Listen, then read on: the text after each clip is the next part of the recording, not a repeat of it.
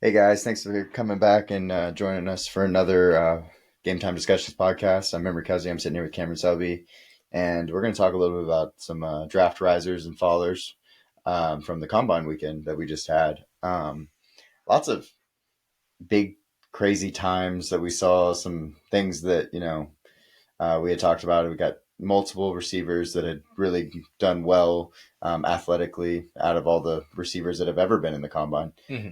So we're going to get into all those guys and just kind of talk about if we thought the stocks went up or went down.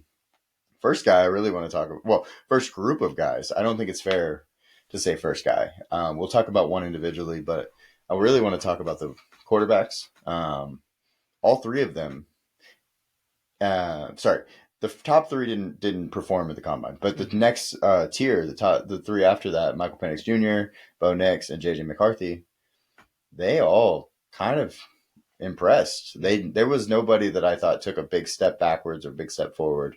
Um, the one guy I do want to talk about, I guess, is JJ because there was so much buzz around him while he was at the combine.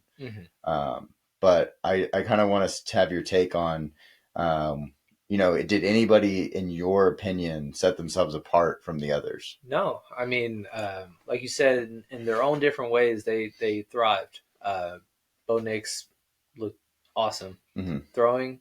JJ McCarthy interviewed probably the best of any top prospect. Mm-hmm. And then you had Michael Penix, which his biggest thing is not only the age, but the red flags of the injuries. Right. It sounded like he had some really positive medicals that came out. And on top of that, he did well in drills.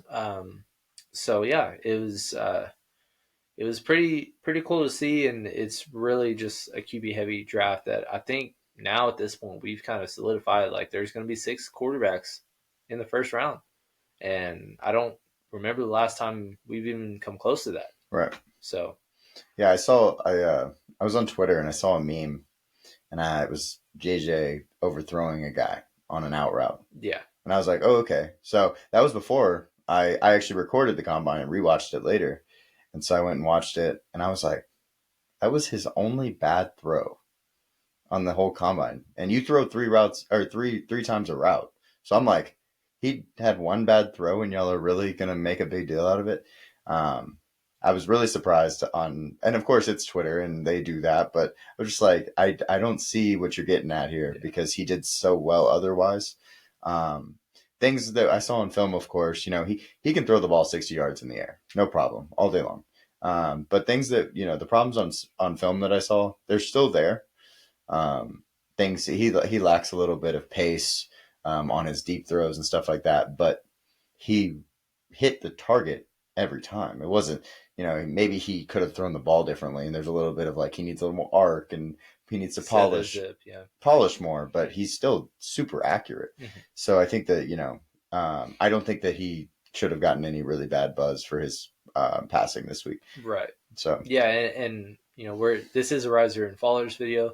But at least the quarterback position, it's more so that everybody improved their stock from their draft position perspective, but not necessarily moved around in our rankings too much. right. We didn't really have anybody that jumped out or stood out over the group that they're in, and like we said, JJ McCarthy getting top 10 buzz now. Mm-hmm. Michael Penix having positive medicals probably secures him as a first round pick based on him being the most probably of that group the most pro ready, Right.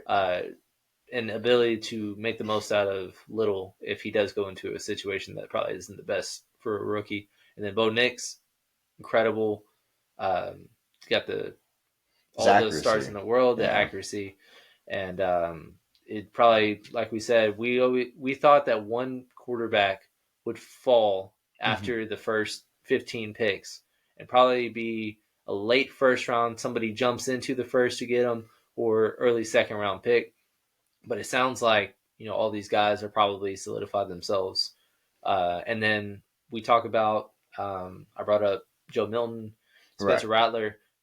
They didn't come close to passing any of those guys, but they helped themselves because now they're considered day 2 picks now. Right. And that's a big deal because that puts you in a spot, like I said in a previous video, where you go into better situations because that's typically the range that good teams that just need great backups, um, go in and take their chance, Yeah. because a team like Cleveland could take a chance on one of those guys. And I mean, they went through 4 quarterbacks this year. You don't think that they would One like more. to? Or the Jets, look how much they just kind of fell into the tank after losing Aaron. Right. Like, obviously, they're moving off from Zach Wilson. Do you have a guy that can step in and do what Joe Flacco did, or Mm-hmm. whatever you want to make of the Pittsburgh situation? So that's just kind of how we view it, at least early on, from the combine. There's risers and fallers in every position. Feels like everybody kind of rose their stock a little bit. Nobody really took a step back, Right. unless you're talking about a late guy that now is undrafted. We're not that far ahead on that. So, Mm-hmm. but at least the big guys are just kind of right around the range where they're at. We'll be talking about position rankings in another video. Right. Of course. But in terms of riser and fallers, that's just kind of how we've viewed the position thus far. Yeah, there wasn't much at the bottom. One guy that we haven't really talked about, somebody that's just kind of a new name, was Devin Leary. Mm-hmm. He looked great. He hit almost all of his passes. I mean, he was accurate the whole time, good pace, different types of things. And I was watching it and I was like, wow, like every time he came up, I was like, that was a good ball. That was a good ball, Mm-hmm. And it was just like consistent. He was so consistent with it. So, he's definitely a guy that, we're going to have to go rewatch the film and see like what we missed if he was, because it wasn't just us. No one really had him on their radar as a top 4 round guy probably. So maybe, he sneaks up a little bit just based on this throwing day, and maybe he helps himself out a lot with that. But yeah, let's jump over to running backs. There's a couple guys that helped themselves out. I have some stats from the draft with me. So out of Louisville, Isaac Guerendo, his 40 was 4.33. His vertical is 41.5, and he jumped up 10.9 broad. We don't like just necessarily saying like, oh, this guy did really well at the combine, he needs to go up boards. But the athletic aspect of Isaac was so much far and ahead of most of the other guys that it's definitely has to be something we talk about, because Right. he was so much better than everyone else at the position. Yeah. Um, And I mean, running back's one of those. It's obviously a weaker class than last year, and in some years past, there's not a clear cut one guy. There's definitely not a first rounder in this class, mhm. and so the top prospects are like the Jonathan Brookses of the world, who's coming off an injury, the Blake Corums of the world, who are old and inefficient, Mhm. and so it's completely open, wide open, and we can see any one of these backs be one of the first off the board, and it wouldn't be surprising. The only thing that would be surprising is the position if somebody took him as early as 40 Right. or something like that. It wouldn't be like if you had Marshawn Lloyd come out and he was the first off the board. Like, I wouldn't be shocked. Right. Of course. But it's like, oh, 40? Really? There's like, Keon Coleman's still there. Yeah, exactly. Yeah, we've got. That's kind of the way I think about at least the top of this class. And so there's a lot of guys like Isaac Guerendo. Nobody was talking about him. Mm-mm. And then he was the only true guy that stood out in the position from athletic perspective. And not, there was a lot of guys that just kind of did underwhelmed, Yeah. or just didn't stand out. And so that doesn't help when you're a class that's just mid to begin with. Mm-hmm. Well, I think, we expected Jalen Wright to kind of stand out, and he was good. Don't get me wrong, he was good. But Isaac even blew him out of the water, and that was something that I was like, whoa! Like, we thought Jalen Wright was going to be the guy that we're going to be talking about today, and it wasn't him. I mean, he still did well, but that's just telling you how much better Isaac did than him, that we're actually having the conversation about him. But so the faller for me, and at the running back position, and there's a couple that could be talked about. But I personally, I think, Bucky Irving kind of showed exactly what I saw on film. He wasn't the fastest guy in the 40. He ran a 4.55. He didn't have great jumps, under 30 inches, less than 10 foot in the broad, and the explosiveness that we kind of saw in film that we see, it had to do with a lot of like lower boxes, six guy boxes, things like that. He's most likely just a third down scat back, a 1B Mm, that we probably shouldn't expect to ever be, I don't know, a special guy like that. We're like, that guy, we need him in our fantasy teams. We need him. We want our team to pick him up. Um, he just wasn't athletically special. And for his style of play, it just doesn't really fit without that like kind of athleticism. right. Yeah, I think with him, it's just going to be purely where he goes to. If Mm-hmm. he's going to be any kind of relevant as an NFL running back. I mean, the thing shows, at least in the fantasy perspective, you don't need to be out of this world to put up numbers. You Mm-hmm. just need volume. Uh, I see a guy like Austin Eckler who has been a fantasy god the last couple of years, and then really, really dropped off this year. And it wasn't because of he just took a step back or he was injured. It was just straight up just he's a meh guy and he didn't have the goal line touches. Right. Or you look at like a James Conner who we've kind of been notorious for. He's just a guy running back, but he just gets the volume. Mm-hmm. And every year he puts up 800 yards and 12 touchdowns. It seems it just doesn't make sense. Obviously, that's not the style of running back that Bucky Irving is. But we've seen guys like Darren Sproles who just didn't wow you Yeah. and just somehow, some way, always was open and Mm-hmm. available and just made the most of their situation. So that'll be the thing with him. But yeah, he definitely didn't help. You know, enter the early stages of a mid round running back. Well, we talk about it's wide open. Mm-hmm. Like he could have solidified himself as a top four guy, top Right. three guy. And I think he actually went the other direction. Um, there's another guy that is near and dear to me. It's really hard for me to be like, okay, it's not that I'm wrong on him yet because it's so early, but like, Audric Estime ran a 4.71, which is something that, running backs just can't do and be like productive in the NFL. They haven't done it. Now 40 is not everything, but it definitely is for running backs, it's been a sign that they were going to be better or worse than they can be at the next level. So he's a bowling ball, but it looks like he might just be a bowling ball. And I'll have to reevaluate how I look at him a little bit based on that time because he ran it twice. He ran the same time twice. It wasn't like he had a bad start, hurt himself, and nothing like that. He ran the same time twice, and so it's kind of like that is his speed. That's what I'm dealing with. Right. But he jumped out the gym, so that's another thing too. He had the best jumps out of all the running backs. So it's like explosiveness is there, just straight line speed isn't. So yeah, we'll just have to reevaluate how we look at him. So jumping to wide receivers, you could have taken a pick. So we only picked two because I think that everybody's talking. Yeah, and everybody's talking about Xavier Worthy right now. Mm-hmm. But I think there might have been guys that rose more than him. Yeah, absolutely. And so we're going to start with Lad McConkey. He ran a 4.39, and when he already has all the route running, he has all the other intangibles.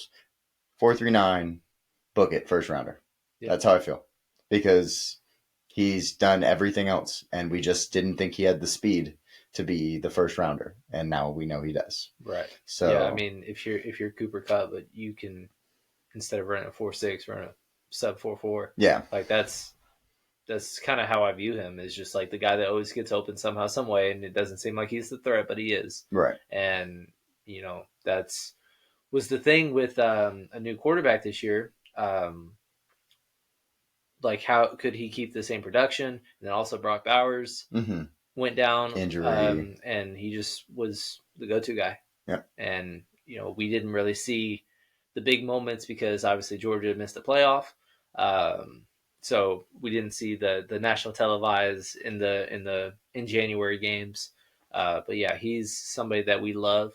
That was one of the things that I mentioned in our previous video was we had him as like a late second, mid second at the best, and he would be a guy that's like after this range of receivers, you know, Franklin goes, Leggett goes, John Coleman goes, all these, and then it's like, okay, receivers are good for a little bit, and then he's the next guy there, and then now he just kind of feels like he vaulted all the way past these guys. Yeah. So it's going to be interesting to see if everybody feels the same way, and if not, who misses out, because he's going to be a really, really good player. Yeah, for sure. One of the guys that we're going to talk about that had one of the craziest athletic scores ever in Adonai Mitchell.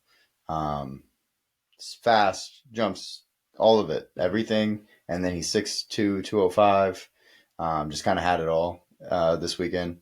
And we probably thought, we viewed him to have a lack of production compared to what we thought he could be this year. Because maybe it was the quarterback, it was the offense, it was whatever it was. There were times we watched in the Washington game, he said, "Throw me the ball," because he was the guy that, in the jump ball situations, he's him. Mm-hmm. But now we know he can run 3-4-3-4. Yeah, that was what kind of stood out to me. And we've had conversations, off the air about 40s and how fast is too fast, and if it should be a big deal, if it should rise somebody's stock. He's one of the exceptions where I'm just like, the speed actually helps him, because mm-hmm. that's not his game. Right. He's not a burner. He's a route runner, a jump ball guy, like you said, and being able to also run the low 4.3s like he can, it's just like, oh, so you can do it all. Yeah. The biggest thing is just he really didn't put together a career that had a ton of just eye-popping numbers. What his big attribute or his biggest asset from a production standpoint is that in the biggest games he shined. Mm-hmm. In all 5 playoff games that he played, he scored a touchdown. Might have been his only catch of the game, but he was there when he needed him the most. Mm-hmm. And so he kind of fell out of, not favor, but he just wasn't the guy for the targets at Georgia. It's a power run scheme, and they just don't prioritize getting somebody 100 balls a year. Of course. And so he went to Texas, who is kind of, again, they like to get the ball out quick, run heaviest team in the Big 12, even after losing Bijan, and didn't really fit him, but he still made the biggest moments, and he was the best player on offense in a game that they almost stole at the very last second. And if a better ball was thrown, he's the guy that makes that play. Right. And then we talk about him saying, oh, he put Texas back in the natty. And then that's just one of those things that if you make those statements, it just vaults you to the top, especially when it starts to steam and everybody just gets behind it. Absolutely. Exactly. And he was that close. His 11.4 broad is one of the better broads we've seen. Of course, we had a crazy broad at 12.2 this year. But yeah, 11.4 is really good. It's 95th percentile. All of these things, that he did this weekend, he basically, at his size, was so impressive. Yeah. So he and Brian Thomas, 10th and 11th out of over 3,000 wide receivers since 1987, relative athletic score. It basically puts the totality of the combine performance, your height, weight, size, and what you did, and they both 99th percentile, 10th and 11th all time.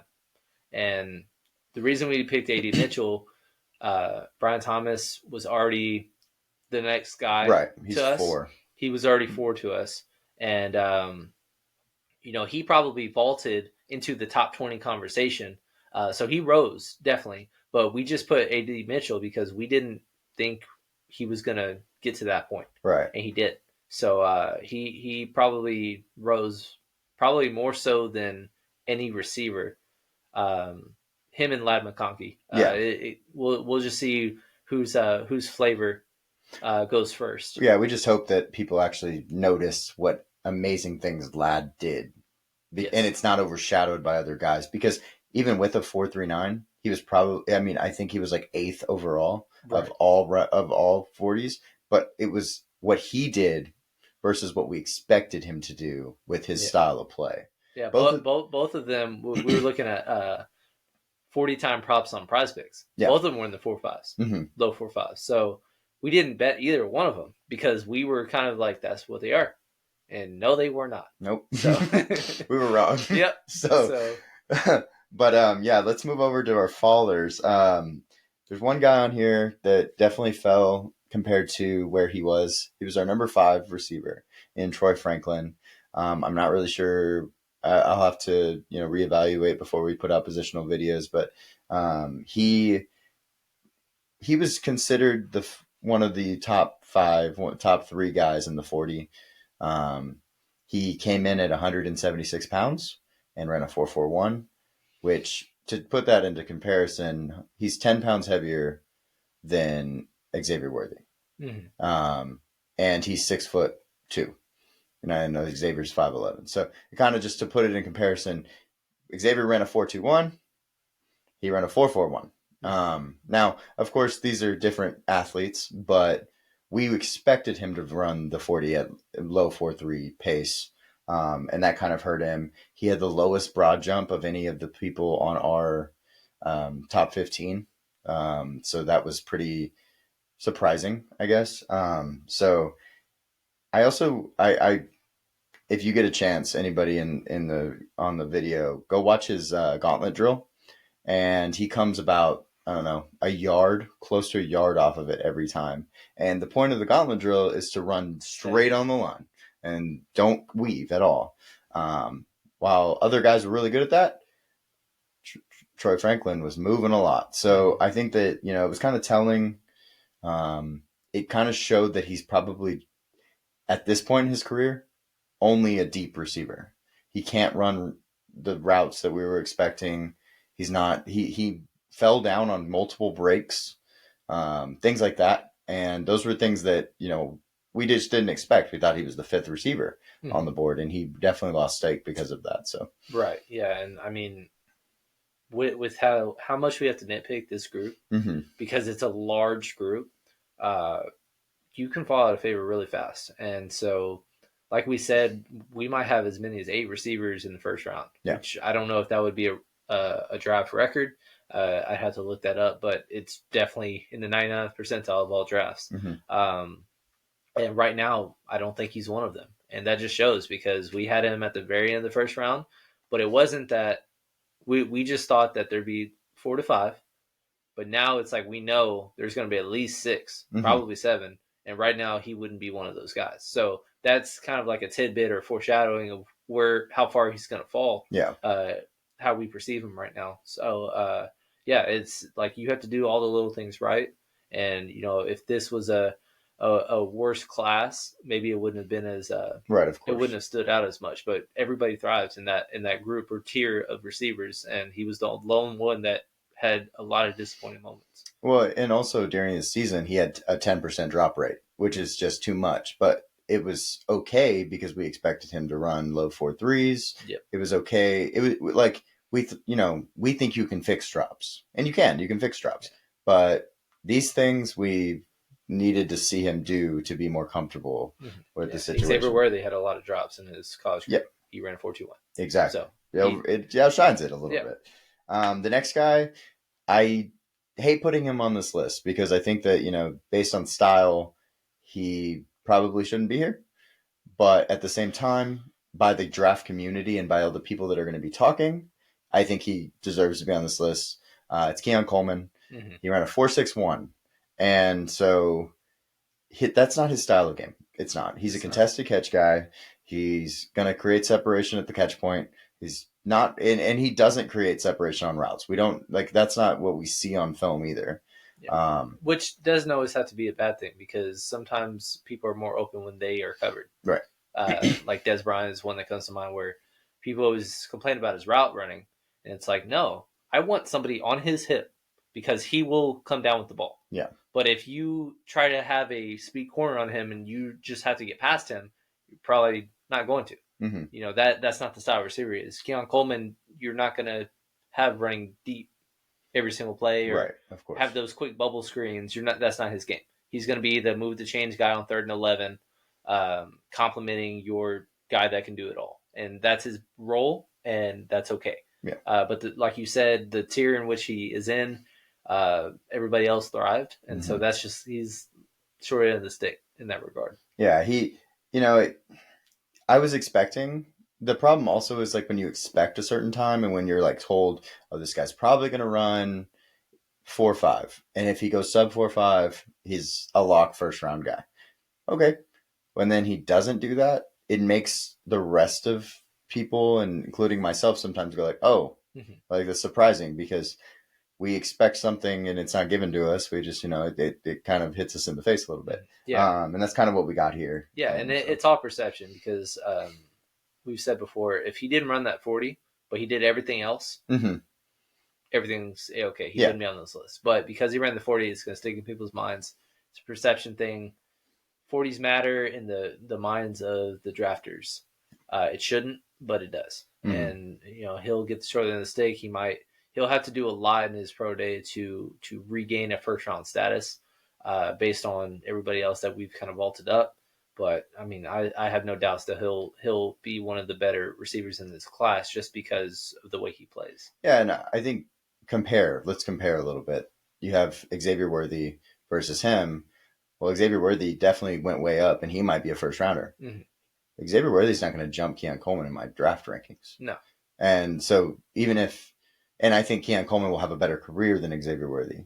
But at the same time, like you just kind of have to go back and forth with that because it's going to change the perception of what most people think with him.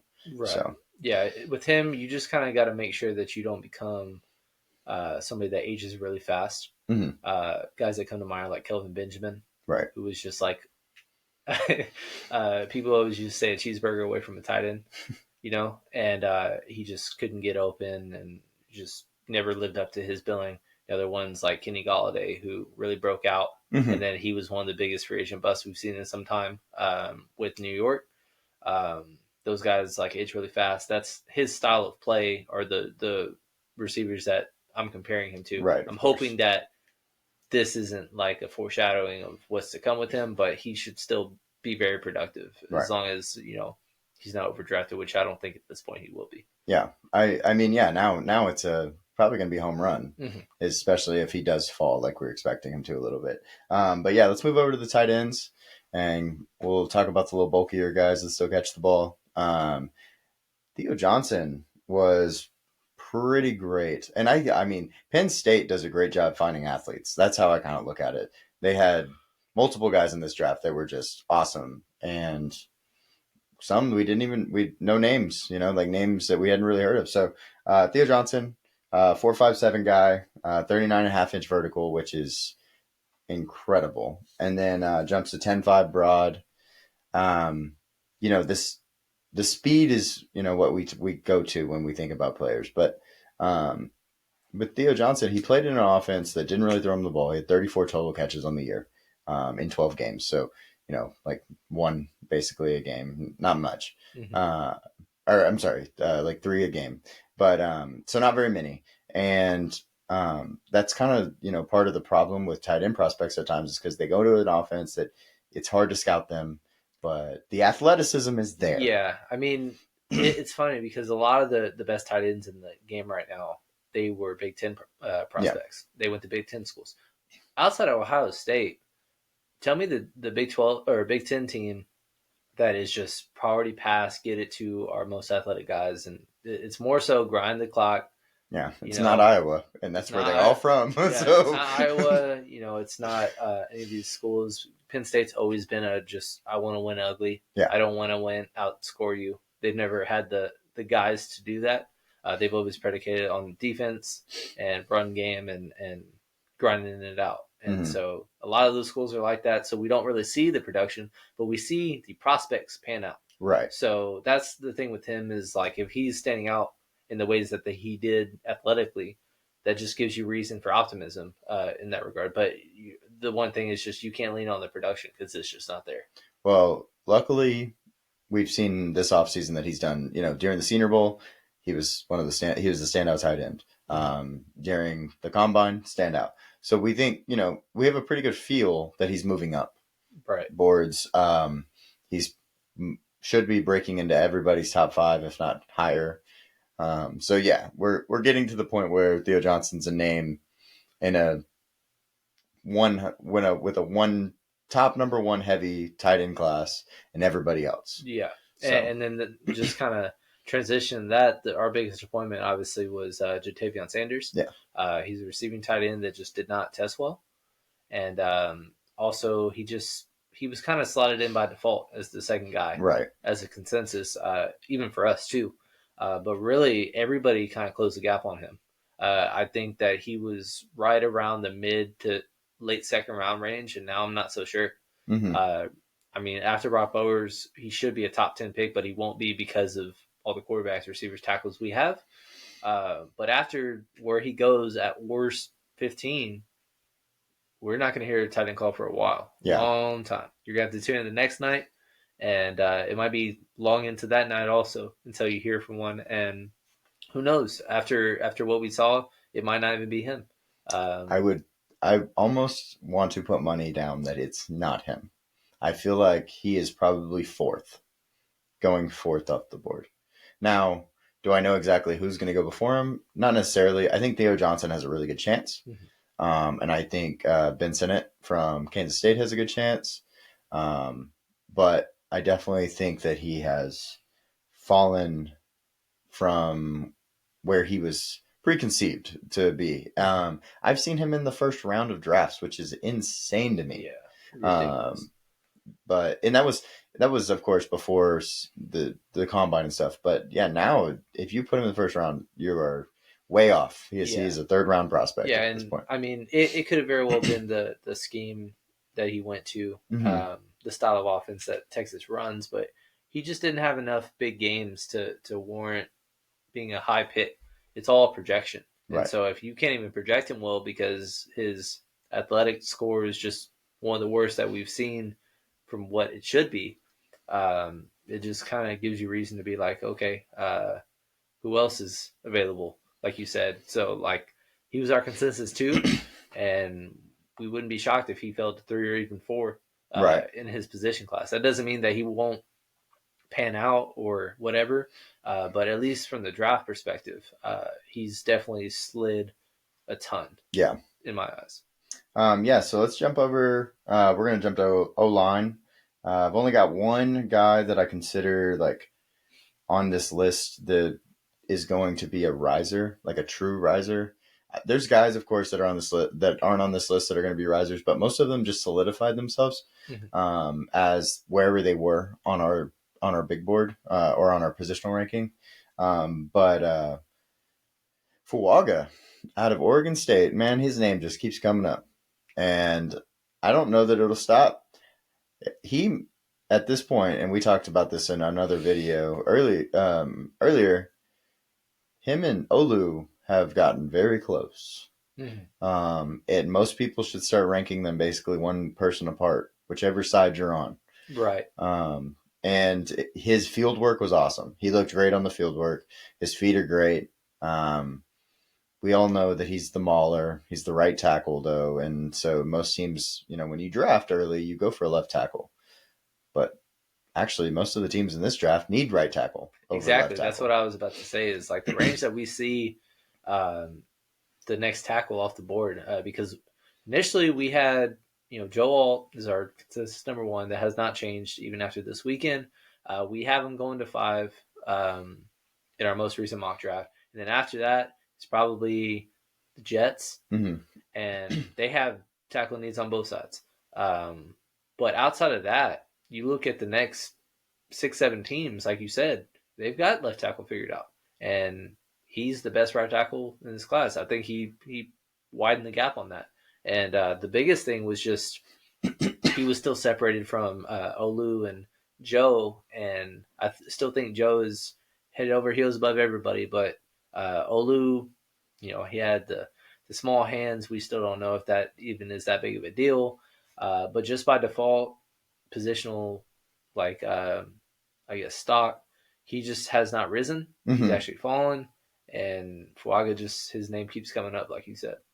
I think, but when it's all said and done, and we've done this, before, we had the conversation, I don't know, a month ago, about, Jaden Daniels is going to be over Drake May.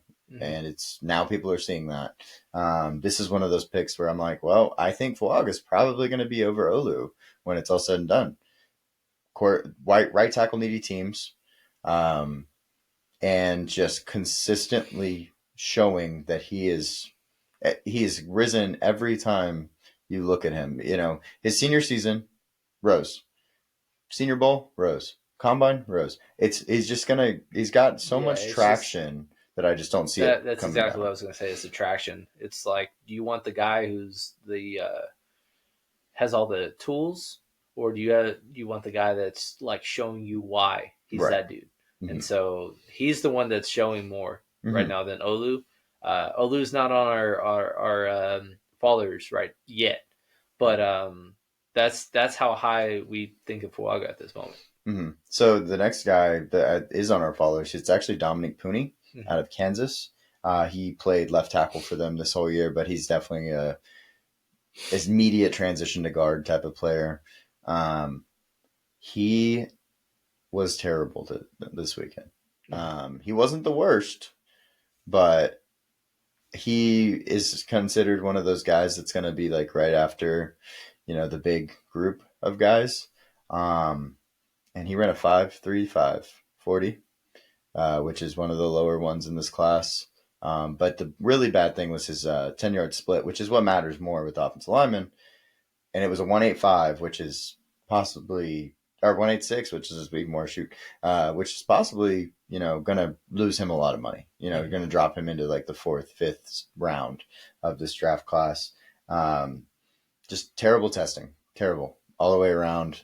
Um, he looks slow. His foot speed is slow. He doesn't have quick feet, and nowadays you have to, because a lot of teams throw the ball 30 plus times a game. Mm-hmm. And if you're going to even be a guard trying to block D tackles, like you have to have quick feet. And if you don't have them, you're just going to be dead in the water. So, Yeah, and like you said, the 40-yard dash 5.35, it's slow, but we don't judge linemen off 40s. We hmm. judge them off the split, and 186 is just not gonna cut it. It's not, like you said, the foot speed just needs to be better. So he's somebody that just needs a big pro day. Yeah, Maybe absolutely. if we had to put together a list of like top 5 with most to prove in their pro days, he's definitely in that list. Yeah.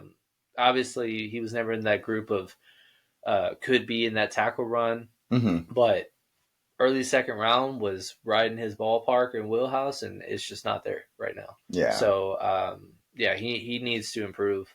And then the other guy is somebody that we're very different on compared to the Consensus. consensus is Mhm. J.C. Latham. He didn't perform at the combine. Like he just showed up, did interviews and stuff, but it's just he's not wowing us. Well, it's also that the people or the players that are around him are. Mm-hmm. Tyler Guyton is the best offensive lineman or offensive tackle at the Senior Bowl. Okay, his stock rose. Amarius Mims possibly, showed out one of the best combines out of Mm-hmm. all the offensive Long, linemen. long arms. 6'8", Yeah. 340 pounds, and then has what was I think it was 36.25 inch arms, Mm. which is just ridiculous. He got 3 foot arms, like Yeah. that's wild. So yeah, and JC didn't participate, and we saw on Prize Picks he had a 491 prop to run the 40. I obviously was thinking over immediately. This guy's 340, 6'6", 340. I don't think he's going to make 491. But the option, the possibility that he had the ability to get a 491, if he would have run that at the combine, we wouldn't have this conversation right Yeah. now. We would be like, oh, well, J.C. Latham has the Yeah, we explosion. need to put him back in the first round. Yeah, yeah, absolutely. And because he's not doing that, all the other guys around him improved. It's not like, Marvin Harrison or Caleb Williams not doing this. Marvin Yeah, that's way Harrison different. is these are locked guys. These are guys locked into the number one player in their class. This is more like a Kool-Aid McKinstry not being there, where both of those guys either most likely lose stock because other guys are just playing, showing that they Yeah, are you're not in doing the it. limelight. Yeah, So you talk about Fuaga. He's doing it, and so JC Latham missed out. He's going to be the only one on this list that didn't participate because I didn't want to put a bunch of guys that weren't there on this list. But he's definitely someone I wanted to point out. He's the only one that didn't participate that needed to. Exactly. So yeah, let's hop over to the defense side of the ball, and we'll talk about a guy that I watched a lot of this year, in Braden Fiske. He ran the fastest 40. He had the highest vertical and the best broad jump. He did every single event, so you got a full idea of all of his athleticism, and it's all there. All the athleticism is there. Mm-hmm. So he's definitely a guy that is going to move up boards. I've seen him as high as a first-round pick, which I think is just ridiculous. He's probably a late second rounder in my eyes, but he's definitely made a lot of money. Oh yeah, I mean that's just kind of the thing that we see in risers and fallers. It's not just how they stand out in our position rankings. It's like what their draft stock is, and like he was borderline maybe a day 2 pick, and now it's like people are saying day 1, and it's like, whoa, right. But it's like you still got to acknowledge like he made himself a lot of money with his performance, and that's the biggest premise of this riser and faller. If you rise, like you helped yourself, and that's exactly what he did. There's a lot of good DTs in this class. Like he's not, that's my thing too. Is like there's a lot of really good DTs, and he's just passing them because of doing things like this. Right. Senior Bowl, switches teams right before the game, gets defensive MVP basically. Like that kind of stuff. Showing off your motor, showing off how coachable you are. Those are really great things. You also have to have the ability when you get into the game. And he lacks a little bit of that part of it. And like we've talked about on other videos, is he's older. He's a more established player. He knows what he's doing. He's done it. He transferred from Western Kentucky and came into Florida State, and he still knew, he was an older guy. He's a graduate student. So, I just think, that's something that's a drawback for me. Right. So yeah, and then we talk about another riser for us, somebody that needed to have a big combine to solidify himself as a first rounder was Chop Robinson. He did just that. Yeah, he ran one of the fastest 40s of all time as an edge, vertical killer, tied for the best broad jump. Like you said, he just checks all the boxes, and I'm not sure if he can ever enter the conversation with Leitu and Verse and Dallas Turner, but he surely in the 20s somewhere is going to get selected in my eyes right now. I think he solidified himself as a tier 2 guy, and there's only one tier 2 guy. You know what I mean? Yeah. So like there's 3 guys ahead of him.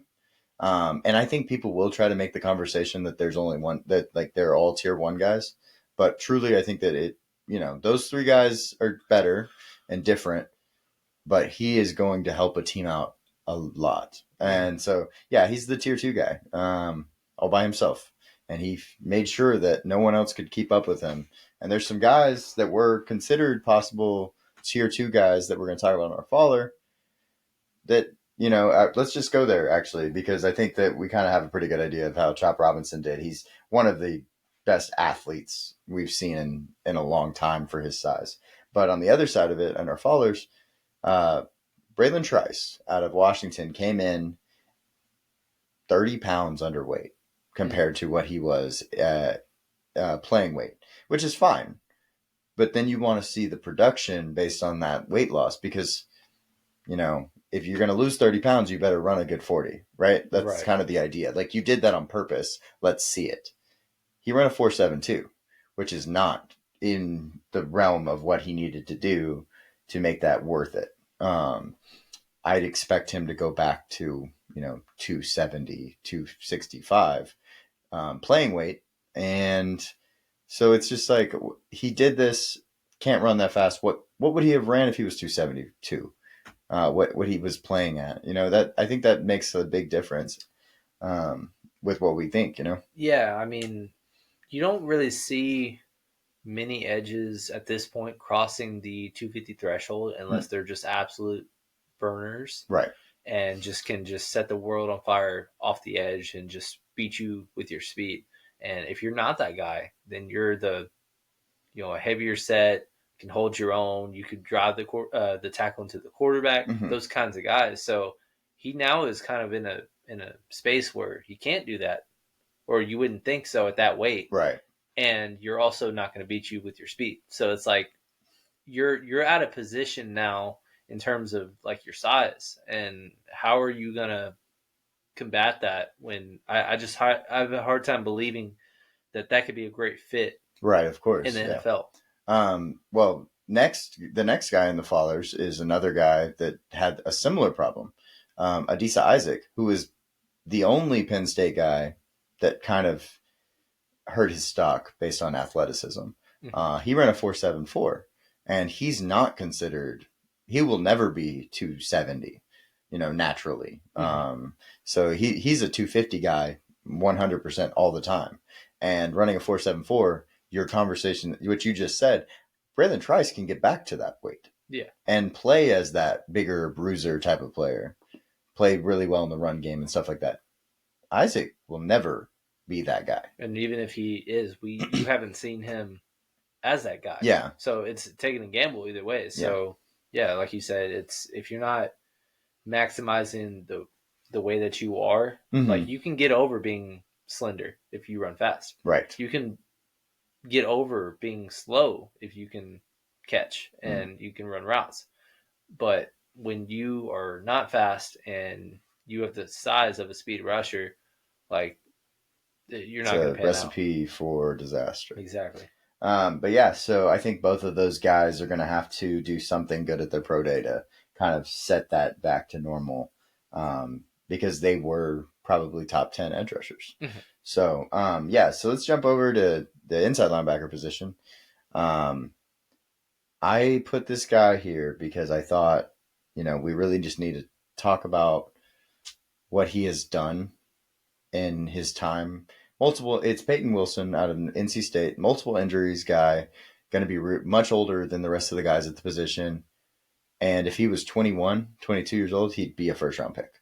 And I think that's, going to speak volumes to like what I'm about to say about him, is because his interviews, by far the best, by far the best interviews. He absolutely killed them. Everybody else in the interviews, like I heard a guy talk about how, after he got out of the interview, he was ready to go hit something. And I'm like, yeah, that gets me excited. And so it's like, okay, so you got this guy. Then he goes out and he runs a 4.43, seventh fastest all time. And I'm like, okay, great. Like, what is wrong with him? Because he's not the consensus number one linebacker. Right. And I know it's the age. I know what it is. But it's like, I can get over that if I get him for 4 years of really great football. Absolutely. And especially because this class is one of the few in terms of knowing that position will not be a first round target. Right. At all. There's not a single guy. Edgerrin Cooper has kind of been most people's number one from Texas A&M, and he just solid but spectacular guy. Right. And outside of that, there's really just not much else. And so we see linebackers in the fifth round coming all the time because of the way that football is played nowadays, where everybody uses basically an extra safety as a nickel or as a second linebacker instead of a 2 linebacker set or a 3 linebacker set. There's kind of a scarcity at that position. So we see guys like Malcolm Rodriguez for Detroit come in and just steal the show and just outperforming former first round picks and taking the starting spot as a rookie. Like, that's one of the positions that late round picks can just make instant impacts. And so I think he's going to be one of those guys that even with his performance, I don't expect him to be first, second, or even third round pick. But, whoever gets him, he's probably going to be on one of our few lists of just favorite picks. Yeah, absolutely. Wherever he goes to me, because I think he's probably a mid to late third rounder. I hope he's a mid to late third rounder, because I think the talent is there to warrant that, especially compared to the other guys at that point in the draft. But yeah, I just really hope that he's, one thing that's kind of interesting is his athleticism isn't surprising in any way. Mm-hmm. Like he's always been that guy. We always already kind of knew he was going to be that guy.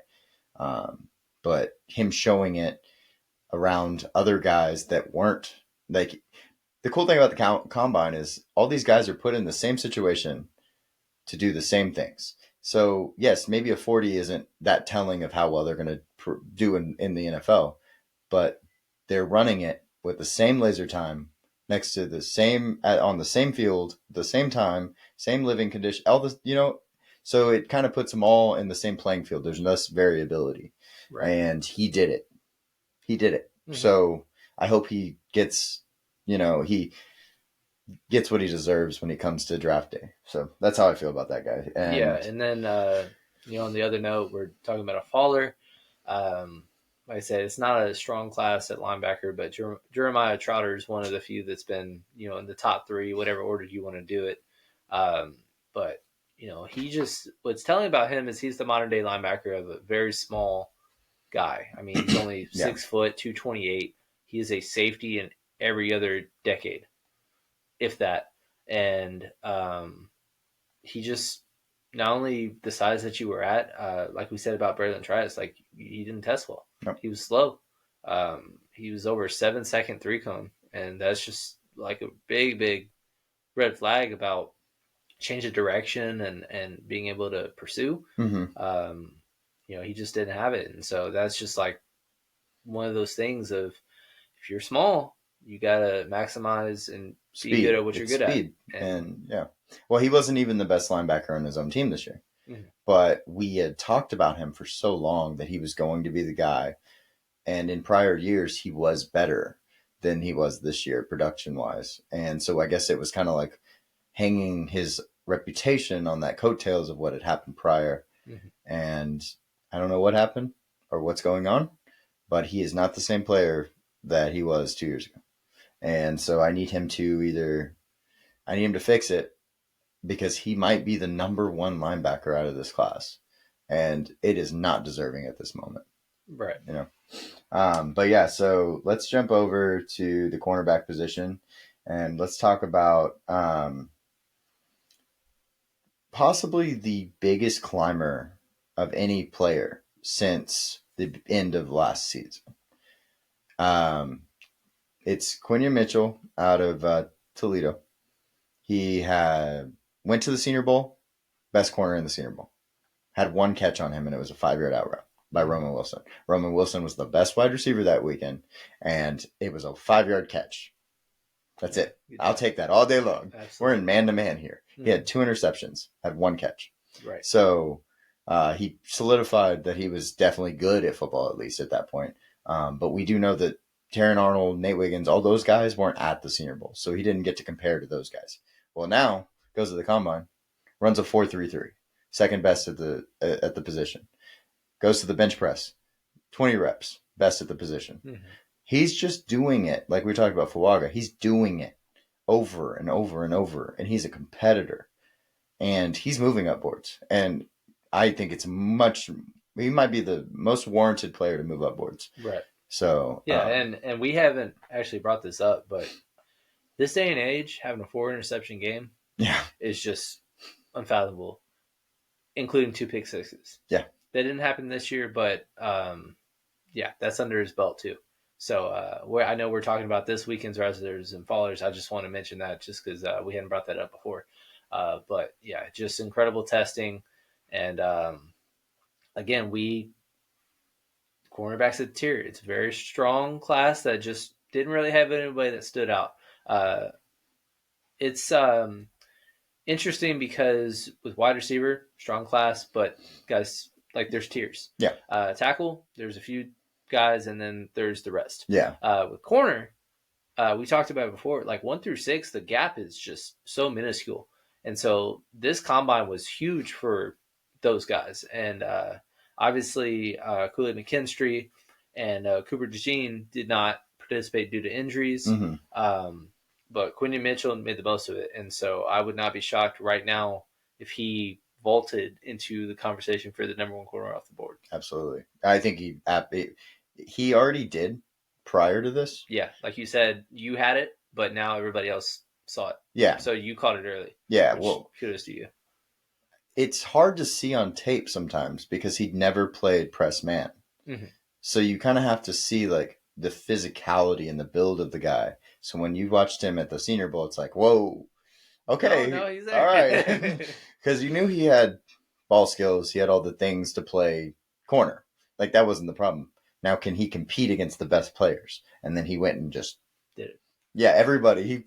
He picked off a ball right in front of Jerry Rice on his son. Like Yeah. that's ball right into him. There you go.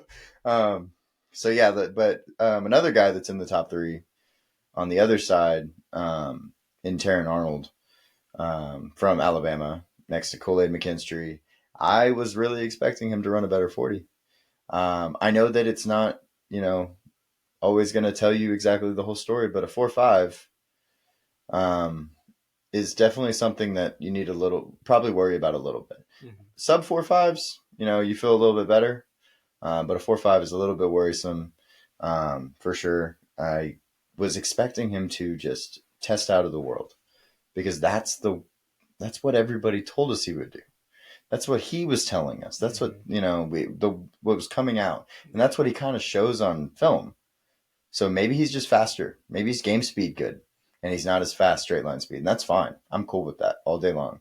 But I just wish I would have seen it. That's I was like ready to Yeah, like I there it mean, is. like you said, we're in such a box with these Mm-hmm. corners, and Nate Wiggins just testing out the waters, Quinyon Mitchell testing out the waters, and you're just there. Yeah, It hurts a little bit, and obviously Kool-Aid and Cooper get a mulligan because they weren't able to participate. I don't know if Cooper will be ready by his pro day. It's cutting it close. Kool-Aid sounds like he won't be ready till training camp, right. but they might fall a little bit, but no one is looking at them with any kind of concerns Mm-hmm. from an athletic perspective. With Terrion, if you are supposed to be a great tester and you failed the test, like it's hard to look at that and be like, oh, well, maybe you had a bad day or something like that Yeah. because it's a big gap right now, at least in the athleticism perspective between him, Wiggins, and Mitchell. Well, yeah, and that's another thing. Like Mitchell checked all the boxes and then did more. Like he checked, not just the speed aspect or just the jumping aspect, which we expect. He also showed off the strength aspect. Um, yeah, he's just there to compete. And I love competitors. Mm-hmm. I will get behind a competitor all day long, someone that wants to go win. Because that's what it feels like. He's like, I bet he was annoyed that he got second in the 40. Like, Yeah. that kind of Yeah. thing. Like, he's just that kind You of can guy. He test out of the puts water that and then be off. like, oh, He puts, like you found another chip. yeah, he puts that type of thing off where he's like, oh, well, I'm going to do better next time. And it's like he was actually going to go and do better. So, yeah, he's definitely an impressive player. But yeah, let's wrap it up with the safeties. Mm-hmm. One of my guys that I am higher on than I think consensus is Cole Bishop. And Cole Bishop is played next to another one of the safeties that's going to be in this class in Bucky. And he was probably the less productive guy, but he also just transitioned to safety. He played 1 year at safety, learning the whole position, not a high PFF grade. It's okay, because the things that he does well, when he does them well, are really impressive. Mm-hmm. And so now I'm like, okay, well, what's he going to test? Well, you're in a 4.45, which is really solid, tied for third. He had a 39-inch vertical, tied for fifth, 10.4 broad, and comparing him to all the other guys that we had on our top, Tyler Nubin didn't test. Certain people didn't test, Mm-hmm. but comparing him to the guys that are up there, he was by far and above the best. So athletically, of course, we love to see that, but it kind of solidifies what I kind of felt about him prior, in his style of play. So yeah, I mean, he's one of the pure epitomes of what a prospect is supposed to be. mm-hmm. Like somebody with questions, but gives you a lot of optimism. Yeah. For a good future. I mean, what is it if all you have is red flags and question marks with somebody? Like you have to have some things to look forward to. If you test well, you're gonna have people looking at you, and there's gonna be reason for people to take you early because mm-hmm. you did things well. Like you said, it was a transition for him. He didn't grade out the best from a production standpoint, but there's room to grow, especially if you're just 1 year as a position, because we Yeah. see guys that just take on positions that just have nothing to do with what they end up in the pros, and eventually taking time. Like we look at Trayvon Diggs, who was a pure wide receiver, and then just really had one true year at corner, Yeah. almost vaults into a first round pick, but and then goes to the NFL. Obviously, has ball hawk skills because he's a receiver. He's leading picks, but he's burned.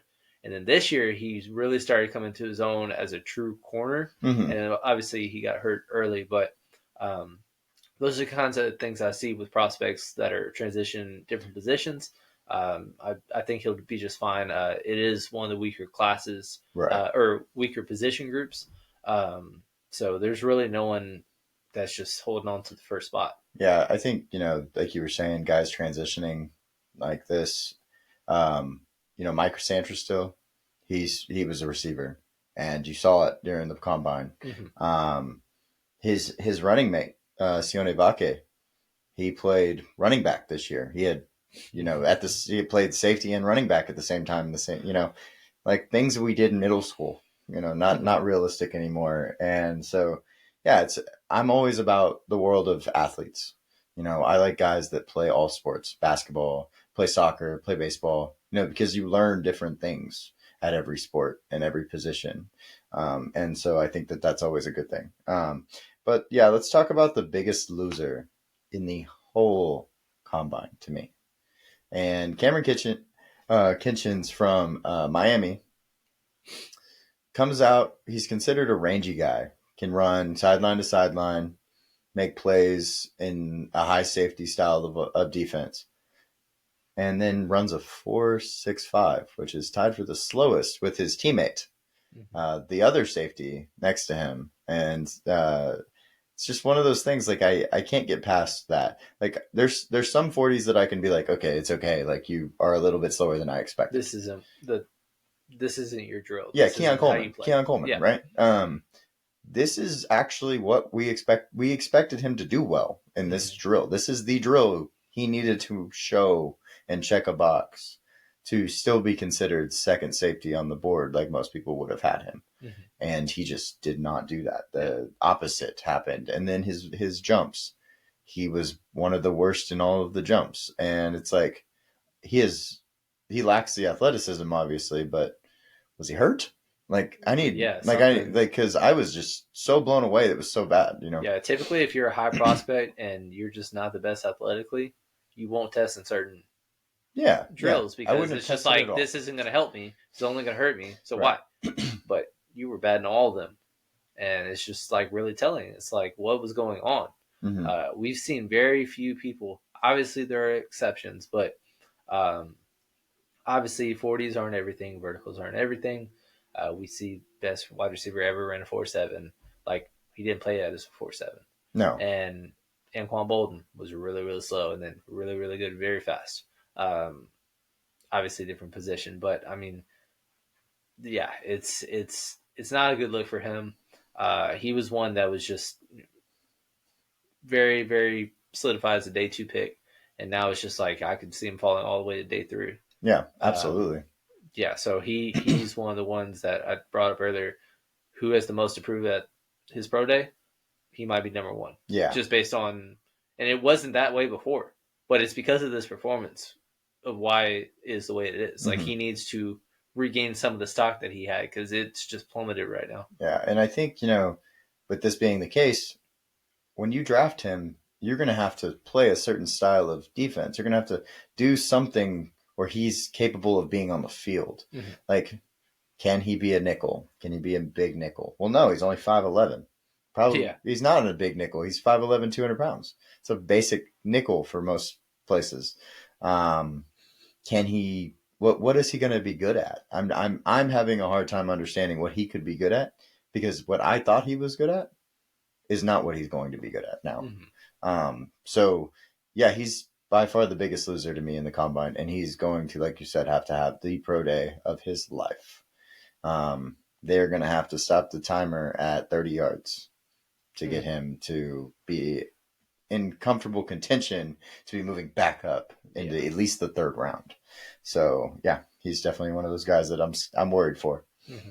But yeah, with that being said, combine reaction videos are done with. It was a really fun time, interesting learning all these guys. See who stood out, who rose, who fell. Like we said before, we're not doing a mock coming out, but because everybody loves reacting to combines and it's a fun thing, pretty soon we'll come out and do some mock the mocks, which basically will bring up a Mel Kiper, a Daniel Jeremiah, Bucky Brooks, etc., and so on. Some of the best scouts in the business, at least in the media perspective, and see what they have to say, see what we disagree with. We're not always going to be right, but that just kind of gives you the trend because they have more sources. They have the inside information that we don't. And so sometimes I've made this joke already, but JC Latham at 6 doesn't make any sense to me, but maybe they know something. Maybe he's just like the consensus best right tackle. And we just don't know. We just don't know about it. And we'll see, because also in addition to ranking the prospects like we do, we also are trying to play matchmaker a little bit. Yeah. So it's a little of both. We'll just kind of see. Those are some fun things that we'll be trying for the first time. Will be a lot of fun in the near future. Well, I remember a few years ago, Mel Kiper came out and was like, Jamin Davis to Washington. And I was like, what? Yeah. you're tripping. There's no way. So he was right. Yep. And that was at 19, and I thought that was so high. And because Mel Kiper kind of was like, this is what's happening, I believe both of us had him going there because we were like, we believe what he's saying because he has those sources and those insider trading like things where he's getting all the information. So yeah, don't worry. We still get 8, 9 picks right, you know, each year. So it's not that we're bad. We just don't, like Cam said, we don't necessarily have the same resources that they have to get all of them right. But we really appreciate y'all coming in, and we hope y'all like, comment, and subscribe. Talk about, maybe y'all comment something about who you thought the biggest riser was in this draft class that we didn't talk about, even Faller, and some ideas for. We're going to have some positional rankings coming out soon. We're going to do a franchise tag video because franchise tagging's Tuesday. Mm-hmm. And so we'll get that out. But yeah, we'll be here. We'll be having these discussions, and hopefully y'all join and get to be a part of it, and get in our Discord and all our socials so that y'all can be seeing what we're doing over there too. But we appreciate it. Y'all have a good one. Let's build that community, baby. Mm-hmm. Take care, guys. Bye.